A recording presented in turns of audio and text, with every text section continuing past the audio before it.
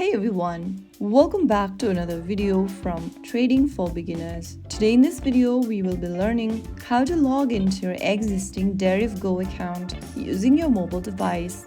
To log into your existing Deriv Go account is super easy. First of all, launch open the Deriv Go app on your device and in the welcome screen, tap on login at the bottom. On the next page, go ahead and enter your email and password. But you'll only be able to log in with your email and password if you've previously selected the same option while signing up. You can also continue logging in with biometrics, Google, Facebook, or Apple at the bottom of the screen if you've previously done so.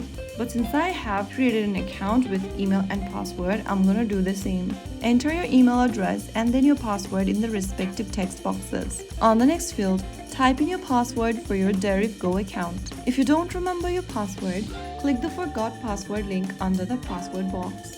But if you have your password correct, click on Login. And soon after you do that, you'll be logged into your Deriv Go account. You can now explore your charts, trades, or demo account and keep growing your trading skills.